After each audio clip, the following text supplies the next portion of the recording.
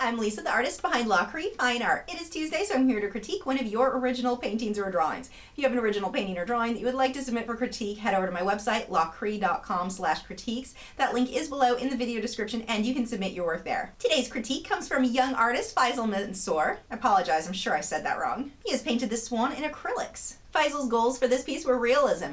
The texture that you've created here, your lights and your darks, the contrast, beautiful work. My 13-year-old self is a little jealous of how good your work is for your age. Really, really well done here. You are seriously going to grow into being an amazing artist. Now, I don't have your reference photo for this piece, so I did pull up just random photos of swans on the internet so we could use that to compare. My first tip for this one is on the beak. You really want to watch where you're putting your highlights on anything, really. If you put highlights somewhere just for the sake of having highlights to make something look shiny, but they're not in the right place, you will warp the shape of whatever it is you're painting. So here, the beak looks a little bit wavy. And no matter what it is that you're painting or drawing, whether it be smooth or something textured with feathers or fur, you really do want to make sure that those highlights are in the right place, because if you put them in the wrong place, not only do you end up warping the subject, those highlights determine the underlying bone and muscular structure. So even if your drawing is absolutely perfect, the outlines are exactly how they should be, if you put the highlights in the wrong place, it makes the subject look warped. Now, you had said in your submission you really wanted to make the feathers look very realistic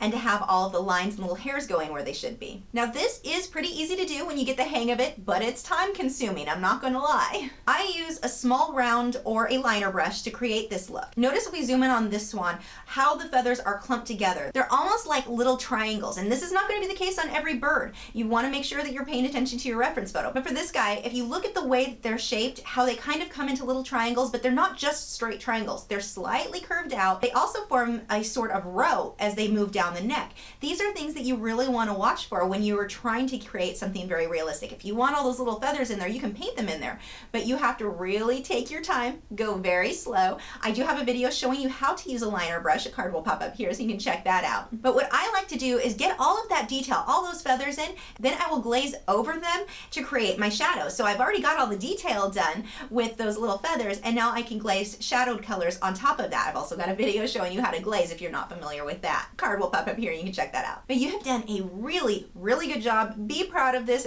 Keep going with art, because if you are this good at your age, I cannot wait to see what you're creating in a few years. But again, great work. Thanks for watching. If you're new to my channel, I have new video critiques every Tuesday where I'm critiquing your original paintings or drawings, my own speed paintings, drawings, and tutorials every Wednesday, art Q&A videos every Thursday, and artist vlogs every weekend. So if you haven't already, I would love for you to subscribe so you don't miss out on anything. And you can follow me on Facebook, Twitter, Instagram, Google+. All of those social media sites are linked below in the video description where you can keep up with news, my newest work, and see real-time clips of whatever it is I'm currently working on. I'll see you guys tomorrow.